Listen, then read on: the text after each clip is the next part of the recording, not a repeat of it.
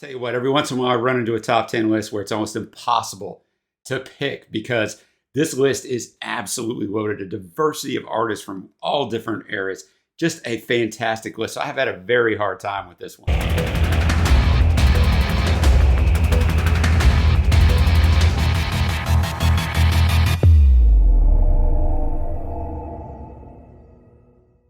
What's happening, everybody? It's Sean with Reactions to the Classics. Today we got a top 10 sad love songs reaction brought to us by a friend, longtime patron and supporter of the channel, Becca. Thank you, Becca. Always appreciate you. Appreciate all the patrons that make this thing go. If you'd like to support us in any way for as little as $1 a day, trust me, everything helps. We put up videos every single day. It takes a ton of man hours. Check out the Patreon link below or the patron link on the end screen. So I don't have any quick facts, right? But I have a lot of facts for the songs. It's going to be a good one. Just a reminder, the music will not be in the video, but it will be at a Vimeo link below. Check that out. Let's kick this thing off with number 10. We have Fading Like a Flower from Roxette from their Joyride album in 1991, which is their third studio album. Written by Per Gessel, who is the backing vocalist and mixing guy. Second single, it became the duo's fifth consecutive top 10 hit single in the US, went to number 2. It was held off the top spot by Bryan Adams' Everything I Do It For You, which kept so many things. That song was gigantic. Also reached the top 10 in an additional 12 countries. And number 12 in the UK, of course, Marie Fredriksson is the lead and backing vocalist. I know a lot of Roxette from back then, right? I was 20 years old. And so, but I feel like I don't know this song, but I got to know this song if it went to number 2 in the US. So I'll have the lyrics up as always. Thanks again, Becca. All right, Fading Like a Flower. Guess what? I didn't know that song. I know the sound because I love Roxette's sound. It has that traditional classic Roxette sound. And I actually own this cassette, Joyride, of all things. But, you know, I only listened to the lead single and maybe something else out there. I don't remember. But this was at a time when I was in college and I was so disillusioned with rock music. I turned to, of all things, country music. I don't know, man.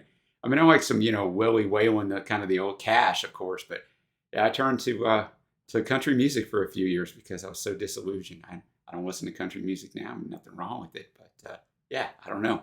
So I don't know it, but it's a great song, man. It's a sad song, which is the idea that Becca's going for here. You know, the chorus kind of tells you all of it. Every time I see you, I try to hide away.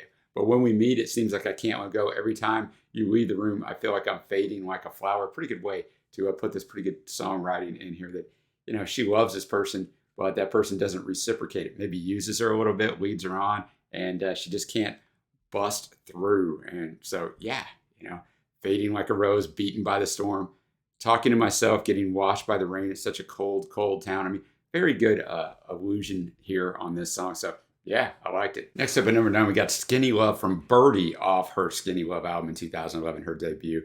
This song was written by American musician and songwriter Justin Vernon, originally released by the indie folk band, of which he's a member of, Bon Iver, in 2007, which I love them. They're fantastic. A cover version by Birdy was released, as I said, in 2011. Both versions charted internationally and have been featured in multiple television and film soundtracks. It was the first single from Bon Iver's debut album, and this is the first single from Birdy's debut album. And what it's about, it's been considered a reference to Justin Vernon's, who wrote it, relationship with former girlfriend Christy Smith. He countered this as, quote, not entirely accurate. It's about that time in a relationship I was going through. You're in a relationship because you need help. That's not necessarily why you should be in a relationship. And that's skinny. Birdy sold 259,000 copies in the UK in 2011, becoming the third biggest selling rock single of the year in the UK. As of August 2016, so obviously dated here, the song had sold about 750,000 copies in the UK, which is crazy. Went to 13 in the UK. I've listened to this Bon Iver album, so I've heard this song, but I don't remember the song. I mean, I listened to it once in our album draft, so let's get it. Skinny Love. Sounded a little familiar. Bon Iver's version might have been in my head a little bit, like maybe I could remember it a little bit, but this seems to be a song much more suited to a female voice, and Birdy did it. I mean, there was some power there, right? You felt the emotion, just the piano, like perfect arrangement for a song like this. And obviously, I'm not going to say it on every song. It's a sad song, right? And I told you the chorus where she even steps up the emotion. I told you to be patient. I told you to be fine. I told you to be balanced, and I told you to be kind. And now all your love is wasted. Then who the hell was I? Because now I'm breaking at the britches and at the ends of all your lines. Who will love you? Who will fight? Who will fall far behind? You know, Justin Vernon, the guy that wrote this song, he's fantastic, man. He does some stuff with Taylor Swift in the last few years that is really good too. They got a song called Exile that's fantastic, but really good song here. I would be shocked if this didn't end up on my faves. All right, now we're going to go on a little run of songs I know. Some of them I know okay, and a couple of them I know really well. But up to the Eagles, which if you watch this channel a lot or been in on our live streams that we do every Monday and Wednesday, you know I'm not a huge fan of the Eagles. I recognize their greatness. I think they're way overhyped in the history of music, but that doesn't mean they're not good. So if you're an Eagles fan, don't turn this off already. But we got I Can't Tell You Why from the Long Run album in 1979. It was written by band members Timothy B. Schmidt, Glenn Frey, and Don Henley, of course. It was the first song finished for the album and the first Eagles song to feature Schmidt on lead vocals. Went to 8 in the U.S., and it was their last top 10 hit here in the U.S. Schmidt describes the song as, quote, loosely based on my own experiences. So I do know this song. I was 8 years old. I remember hearing it on the radio. I don't know it greatly, but I mean, I do know this song. I Can't Tell You Why. Distinctive bass on here as well, which Schmidt's playing, but Glenn Frey came up with it. You know, Schmidt's vocals along with that smooth counterpoint sung by Henley and Frey. I mean, this is a smooth song. I mean, this is why the Eagles, you know, whether I think they're one of the greatest bands of all time, which I don't, but why they were great, right? And, I mean, the song itself, pretty simple. You know, the idea of the story is, look, I don't want to be with this woman, but then every time I try to walk away, something pulls me back. So I'm in this relationship that I'm not really happy in, yet I can't leave. And I think most of us who've been on this earth long enough have been in those situations a time or two, and it's frustrating. And, you know, it's just this hamster wheel, man, but it's hard to get off that hamster wheel. He says in the first pre-chorus, every time I try to walk away, something makes me turn around and stay. And I can't tell you why, right? So it's a really good song because it really does describe why we stay in relationships, right? It doesn't give the reason why, because he can't tell you why, because he doesn't know, but something just keeps you there, even though you know it's not going to work. I'm telling you from life experience, run, boys and girls, run when you know it's not going to work. Next up, we got Angie from the great Rolling Stones. Goathead Soup in 1973 have a full album reaction to this up. And I think the Stones, we can talk about underrated and overrated, have become incredibly underrated over time because their output from the early to mid 60s to, you know, maybe this album, maybe through even through 78 in a lot of ways, was just tremendous. This was the lead single, went to 1 in the US, 5 in the UK. It's credited, as most Rolling Stones are, to Mick and Keith, of course, but it's acknowledged to mostly be completely written by Keith, with Jagger contributing a little bit of the lyrics. The song's distinctive piano accompaniment was written by Keith, but of course played by the great Nicky Hopkins. He's all over stuff in this time. He's just fantastic. An unusual feature on this is the ghost vocal. You can hear the ghost vocal. So what that is, it's just the guide lead vocal track that they lay down, you know, beforehand. So Mick laid it down to kind of give, you know, a little bit of a guide for him and for everybody playing the instruments. And they didn't really edit it all the way out of there. So that's what that weird echo effect. It wasn't an intentional thing. It's the ghost vocal on there. Because of the song's length, some radio stations edited it to 3 minutes, omitting the longer coda in the second instrumental section of the song, as they did back then. There's speculation the song was about David Bowie's first wife, Angela, Keith Richards' newborn daughter, Dandelion Angela, the actress Angie Dickinson, and others. In 1993, in an interview for the liner notes to the Rolling Stones compilation album Jump Back, the best of the Rolling Stones, Keith said the title was inspired by his baby daughter. However, in his 2010 memoir, Life, Richards said that he had chosen the name at random when writing the song because he knew that before he knew that his baby would be named Angela, or even knew that his baby would be a girl, and that the song was, quote, not about any particular person. According to MME, Jagger's contribution to the lyrics referred to his breakup with Marianne Faithfull. So, all right, man. Just like so many of these artists you read back, they'll tell you it's about one thing. Then they'll tell you it's about, I mean, McCartney is famous for this, so is Lennon. Like, you don't know, man. Angie, or Angie, if you prefer. The song is just so well done, right? The instrumentation, the strings, the acoustic, like all of it, man. All of it's so well done. You got Keith and Mick Taylor both on acoustic on this. Like I said, Hopkins on the piano. But, I mean, it's Mick's delivery, right? Mick's never going to be considered, you know, this great vocalist. Although I think he is, but in his own way, right? His voice, I should say.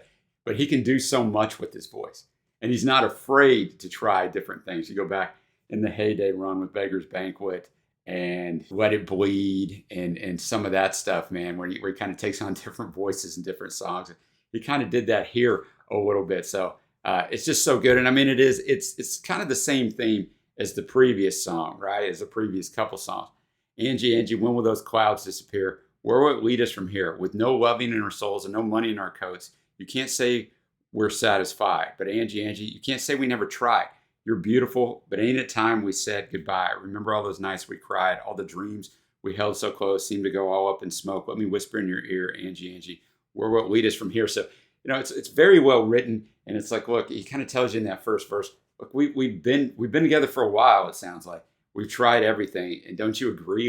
Don't you agree that this is just not going to work? But he still loves her, still tells her he's great through the next few verses. So, yeah, man, I always like me some Stones. All right, next up at number 6, we got Pearl Jam with Black off their debut album, 10. Features lyrics written by vocalist Eddie Vedder, and of course the music was written by guitarist Stone Gossard.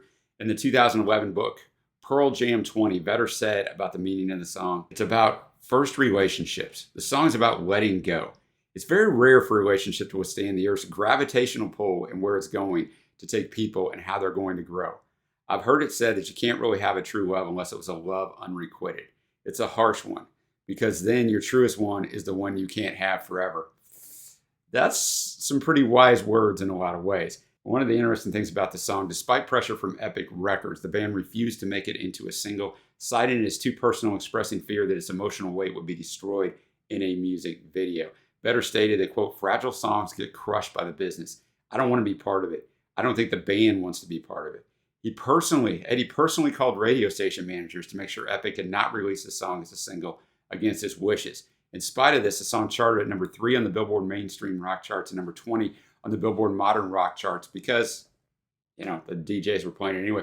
So it's interesting they pushed back that hard, right? Because this was their debut album where you think you might want to kind of placate the record companies. But I love they did that. Look, we got a full album reaction to this that Trey and I did up. Otherwise, I didn't know this song. So I've only ever heard this song one time, if you can believe that. But I'm looking forward to hearing it again. Black, Pearl Jam. I honestly have only ever heard this song once. I didn't really remember it. I know that's crazy, but as I referenced earlier on the Roxette, on the first song on here, I really wasn't listening to a lot of rock music at this time. I really wasn't into Pearl Jam. I really like them now.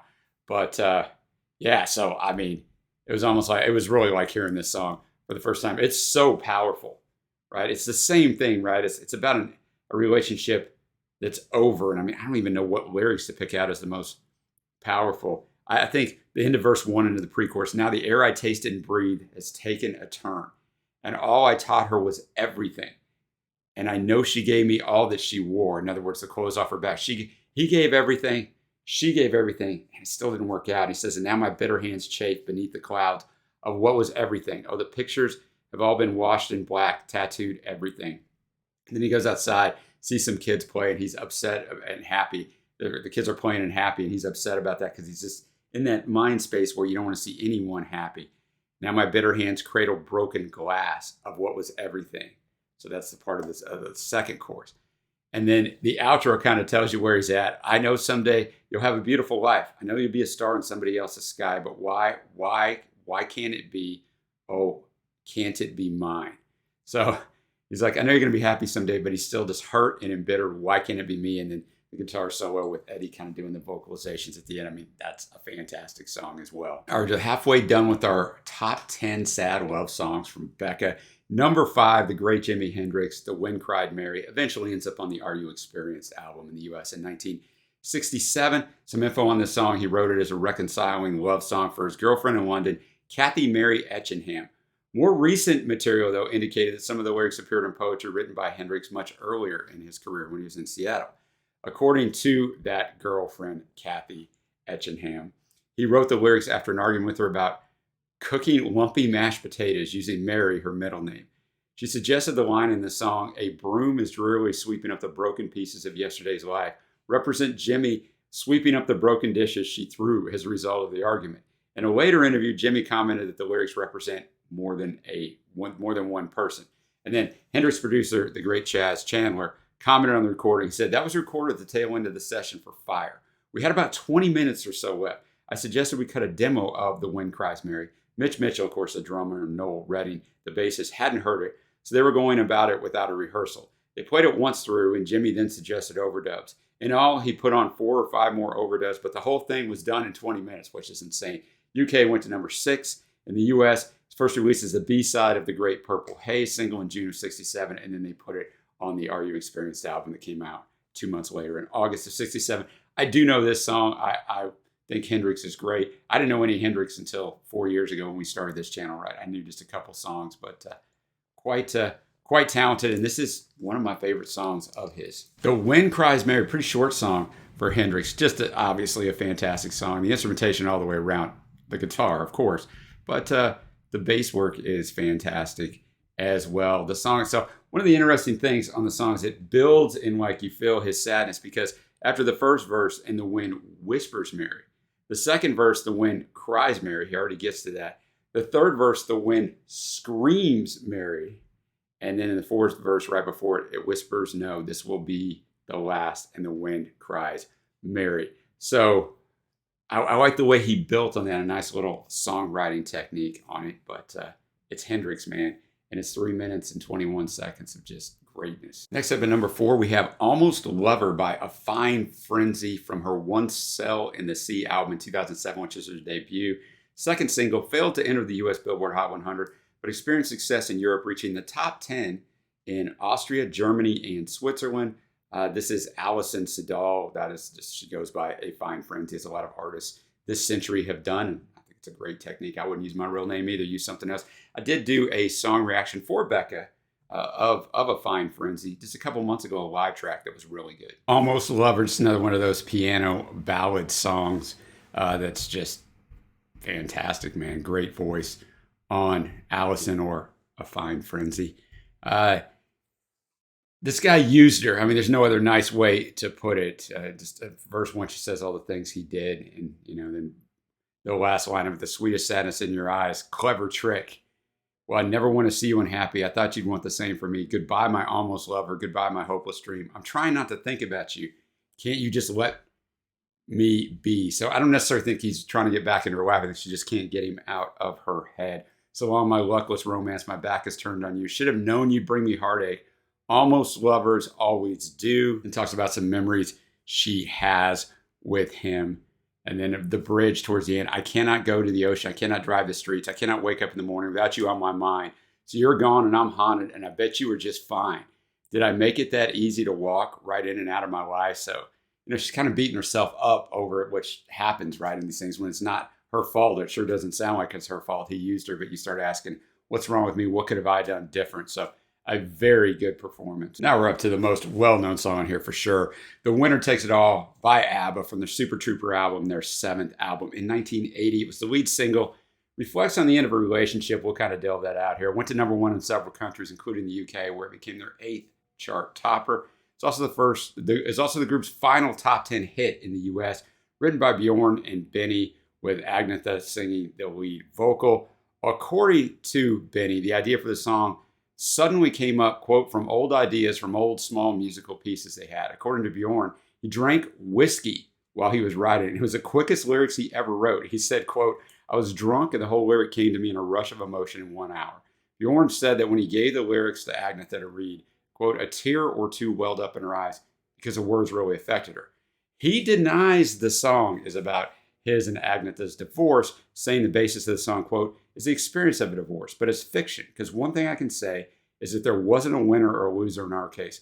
A lot of people think it's straight out of reality, but it's not. However, he admitted the heartache of the breakup inspired the song, but noted that the words in the song should not be taken literally, although, most people think it is about that. It probably is about that. There's other stuff out there where he said things or other things have been alluded to. I won't get into all that. I just wanted to give you what the artist said about it. Let's go. The Winner Takes It All, almost 5 minutes long of just pure great. This song is great, man. Everything about it, like the arrangement of it.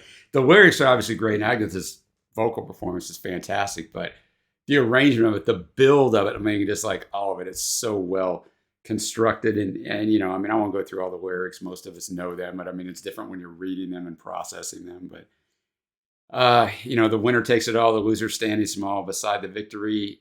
That's her destiny. Chorus 3, the judges will decide, the likes of me abide, spectators of the show always staying low. The game is on again, a lover or a friend, a big thing or a small. The winner takes it all. And I mean, a little bit of a quotes here. Agnes said in 2013, so, a lot of space where you can really kind of talk about this. She said, Bjorn wrote it about us after the breakdown of our marriage. The fact he wrote it exactly when we divorced is touching, really. I didn't mind. It was fantastic to do that song because I could put in such feeling and you feel the feeling, right? And I think the judges will decide the likes of me abide. Some people say that that was the court case over their kids. They had 2 kids, and Agnetha got custody of the kids. So Bjorn's kind of saying judges will decide the likes of me will abide. And so I don't know.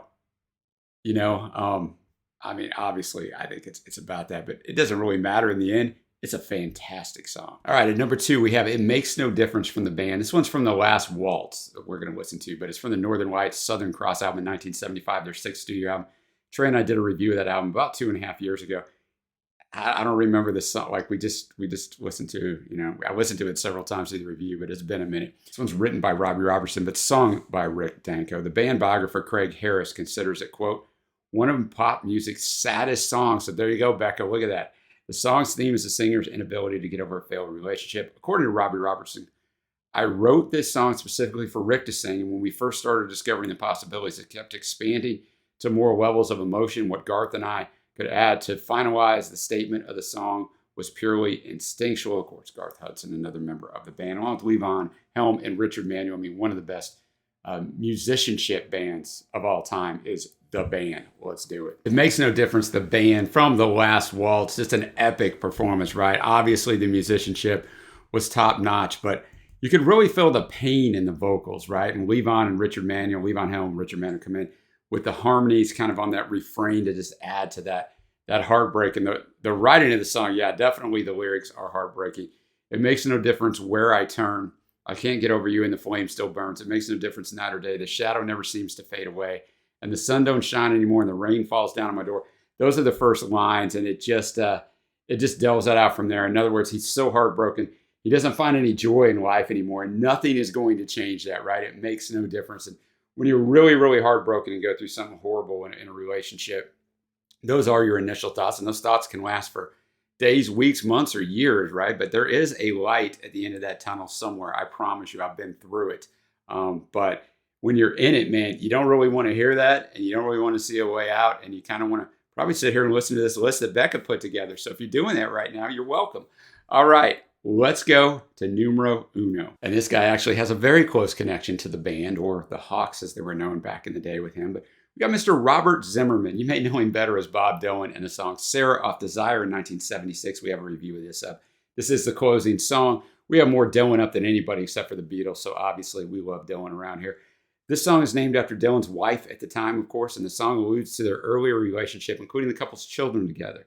In his book, Down the Highway, The Life of Bob Dylan, Howard Soanes quoted Jacques Leves, who wrote most of the songs on Desire with Bob, but didn't co-write this one. But Jacques said of the recording of the song, stating Sarah was present at the studio and listened from the other side of the glass as Dylan played the song. According to Larry Sloman, who was there, Dylan turned to Sarah just before the beginning of the song and stated, "This one's for you." So, wow, that's interesting. They would reconcile just for a little bit and then divorce the next year. But number one saddest love song for Becca, we got Sarah. Sarah, the great Bob Dylan, and so much emotion, and he just pours it out. So if she was really on the other side of that glass, I wonder what she was thinking at the time. But it starts out, a lot of the song, first half of the song is about memories of their kids, right? And watching them play in the different places they went.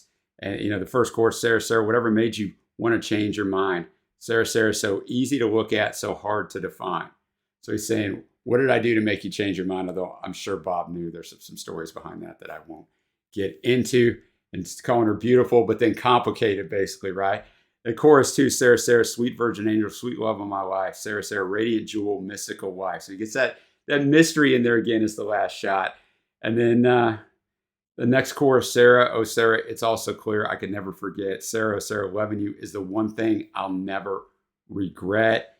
And then he tells her, wherever we travel, we're never apart. Beautiful lady, so dear to my heart. And just kind of kind of delves this. One of the ending of one of the choruses says, "You must forgive me my unworthiness." And the last line is, "Don't ever leave me. Don't ever go me." Did this song help them reconcile for a brief time? I don't know, but it's a great song. All right, now we get to my favorite tracks. And I'll tell you what, every once in a while I run into a top 10 list where it's almost impossible to pick because this list is absolutely loaded. A diversity of artists from all different eras. Just a fantastic list. So I have had a very hard time with this one. But I'm going to go with the honorable mentions. The first song, which is the 10th song, but the first song I came across, "Fading Like a Flower" by Roxette, "Black" by Pearl Jam, and the last song, "Sarah" by Dylan. My fave, "Skinny Love" by Birdy, that 9th song, powerful. "Angie" by the great Rolling Stones. "The Wind Cries Mary" by the great Jimi Hendrix. And my favorite song on here, "The Winner Takes It All" by Abba, man.